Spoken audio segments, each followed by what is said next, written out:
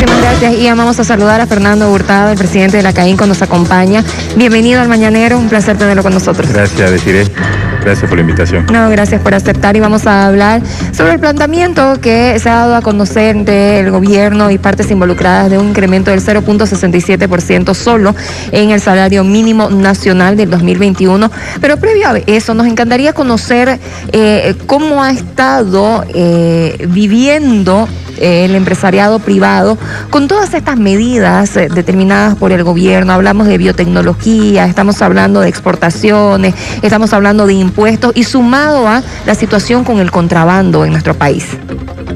A ver, Desiree, venimos todos los bolivianos, todas las familias bolivianas venimos de un año bastante complicado, que fue el año del confinamiento rígido. Lo llamamos cuarentena rígida, pero se extendió mucho más de los 40 días, así que lo vamos a llamar confinamiento.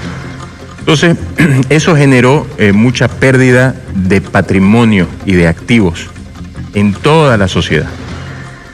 Fue una crisis de liquidez, básicamente, que afectó a las familias, a los gobiernos, a las empresas, y esta crisis de liquidez obligó a muchos a vender activos, a deshacerse de patrimonio. Entonces, cuando empezamos a recuperarnos de este momento tan complicado, ya empiezan a venir noticias que no incentivan esa recuperación que tanto buscamos, y la recuperación tiene que trasladarse a la recuperación de empleo. Vamos a hablar primero de las exportaciones. En el tema de biotecnología, lo que nosotros no tenemos en Bolivia es competitividad. ¿Por qué? Porque nuestro suelo no es lo suficientemente productivo como para hacerle frente a los países vecinos. Entonces, cuando salimos a negociar, en el caso, por ejemplo, de la soya, y necesitan grandes volúmenes, no tenemos la capacidad de producirlo. Y eso tiene un impacto en las exportaciones. Para que la gente entienda qué son las exportaciones. Las exportaciones, no importa de dónde vengan, si son del sector privado, si son del sector público, del gas, de la minería, las exportaciones son el salario que recibe el país.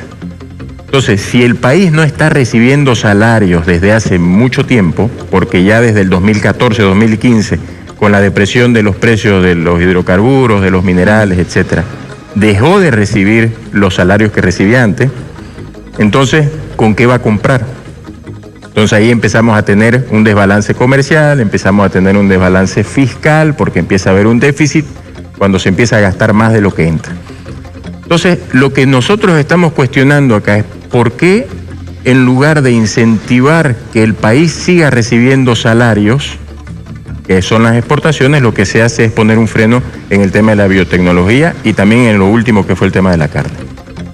Son esos temas que no llegamos a entender, porque después de lo que hemos pasado durante el confinamiento, lo que necesitamos ahora es medidas de reactivación sector por sector, porque no todos los sectores funcionan de la misma manera, no todos los rubros funcionan de la misma manera. Pero lo que estamos viendo es que, en lugar de colocar incentivos rubro por rubro para que la recuperación sea más rápida y podamos llegar a los niveles del 2019, lo que se está haciendo es poner trabas rubro por rubro. Perdón, ahí quizás el poder poner en contexto lo que hemos estado hablando con autoridades nacionales, porque escuchamos todo el tiempo de que están trabajando con medidas para poder reactivar la economía. ¿Cómo se hace eso? ¿Cuáles serían esas medidas en favor de la empresa privada, de lo que necesita en realidad ahora nuestra Bolivia, en relación con lo que dicen? Lo primero que necesitamos hacer es incentivar la inversión privada. La inversión privada, cuando se habla de inversión privada, se tergiversa mucho este tema y dicen, lo que quieren es traer millones de allá. Ojalá fuera así y que vengan muchos millones de todas partes, porque eso lo que genera es empleo. Pero lo que queremos es que todas aquellas empresas que se cerraron durante el confinamiento puedan volver a abrir, y que lo puedan hacer dentro de un marco de formalidad, no en la informalidad, porque es la formalidad la que genera un círculo virtuoso de generación de empleo. Entonces, si nosotros no hacemos, si no existen y no empiezan a implementarse medidas que puedan incentivar la creación de empresas, en Bolivia es tan difícil volverse formal que muchas empresas pequeñas comienzan en la informalidad. Claro. Y demoran mucho tiempo ya en volverse formal. No está malo estar en la informalidad en el sentido, por ejemplo, una pastelería, una panadería, que lo que hace es vender y a veces no emite factura, esa es parte de la informalidad. No está registrado en Fundempresa, no está registrado en impuestos, etcétera, pero es un medio de subsistencia. Eso es lo positivo de la informalidad. Lo negativo es que no genera empleo.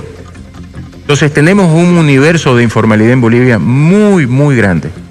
Y ese universo de informalidad no genera un empleo sostenible. Entonces, cuando la gente sale a buscar trabajo, lo que pasa es que cada vez hay menos empresas que están dando trabajo. Y lo que se necesita de el Estado son medidas, levantamiento. Nosotros lo que pedimos, siempre hemos pedido, levantemos barreras. No sigamos poniendo más peso a la burocracia. Entonces, levantando barreras para facilitar la formalización, por ejemplo, para facilitar el pago de impuestos, para facilitar la importación de bienes de capital para la industria, facilitar, a eso nos referimos con levantar barreras. Claro. Y eso es lo que no estamos viendo. Estamos viendo más bien más trabas para la exportación, por ejemplo, en el caso de la carne, tener que sacar un nuevo certificado cuando no es necesario y no hay absolutamente ningún riesgo de... Viendo esta realidad, ¿qué sucede ahora con el planteamiento que ha realizado el gobierno? Del inicio del mes veníamos diciendo de que estamos discutiendo el tema incorrecto, que no es momento de discutir incrementos, este es momento de sentarse a discutir cómo generamos empleo para recuperar todo lo que se perdió y cómo muchos de estos porque empresas cerraron, sí, no tuvieron ingresos, tuvieron que cerrar. Entonces, si sumamos a esos 300, 400 mil, todos los años al mercado laboral entran aproximadamente 80.000 trabajadores nuevos, son los aspirantes. ¿Dónde van a ir a trabajar los 80.000 nuevos trabajadores? Claro. ¿Dónde van a conseguir empleo estos 300, 400.000 personas que se quedaron sin trabajo? Eso es lo que deberíamos estar discutiendo ahorita. No se trata de hablar de porcentajes, sino de solucionar la otra parte para después pensar en un incremento. De buscar soluciones estructurales, que hay toda la predisposición para hacerlo, para que se pueda recuperar ese empleo. Y el empleo se recupera con empresas privadas de todos los tamaños. Lamentablemente, y esto es importante aclararlo, los que más han sufrido en todo esto son las micro, pequeña y mediana empresa. Y el problema con eso, el problema más serio es, emplean a mucha gente, primero. Segundo, son parte de una cadena de valor donde toda la economía, desde la empresa grande hasta la micro, tiene una importancia y un peso específico que es parte de esa cadena de valor para que llegue el alimento, para que lleguen los productos, en fin. Eso es lo que se debería estar discutiendo ahorita. Por ejemplo, ¿por qué no metemos en este 1 de mayo una política laboral para permitir la contratación a tiempo parcial? Eso va a permitir que mucha gente pueda acceder a un trabajo con todas las normas de AFP, claro, etcétera, con seguridad, pero a tiempo parcial. Tantos aspirantes que están de estudiantes, tantas aspirantes madres que tienen medio tiempo para trabajar, en fin. Que ahora se hace de forma, o sea, de manera informal y sin ningún tipo de seguridad para... Exacto. Los restaurantes, por ejemplo, los hoteles tienen épocas altas, épocas bajas. Claro. Si tenemos una normativa de un trabajo a tiempo parcial, los restaurantes pueden contratar, por decir una cosa, mucha más gente los fines de semana, contratar menos los sábados, de lunes a miércoles, y los jueves otra vez contratar más gente. Eso es sentarse, eso es lo que deberíamos estar sentándonos a discutir y no... no es viable hablar de un incremento salarial. El problema es que le va a llegar a muy poca gente, deciré, porque se ha perdido tanto empleo que la gente que no está en el sector formal no lo va a recibir. Y encima de todo hay una discriminación desde hace muchos años entre el sector público y el sector privado. Porque resulta que mientras ponían un incremento salarial para todas las empresas privadas, resulta que en el sector público tenían una normativa distinta y decían, ok, el sector público solamente va a pagar si demuestra sostenibilidad en flujo de caja en los próximos 3 años y si ha tenido utilidad. O sea que la gran mayoría de las empresas públicas tampoco paga. Ese 10% de empleo que hacen las empresas, que generan las empresas públicas, no reciben el incremento salarial. Entonces, ese es otro tema. Entonces, ¿para qué vamos a discutir ahorita un incremento cuando lo que tenemos que discutir es cómo recuperamos y generamos más fuentes de empleo? Y en relación a eso, hay acciones que, bueno, de los empresarios privados, desde la CAIN, con la representación que ustedes tienen, para poder ingresar quizás a un diálogo con el gobierno, alguna determinación. En todos los temas que han ido saliendo de CIRE, hemos enviado cartas a los ministerios que corresponden, en este caso al Ministerio de Trabajo, para sentarnos a discutir políticas que permitan la recuperación y la generación de nuevos empleos.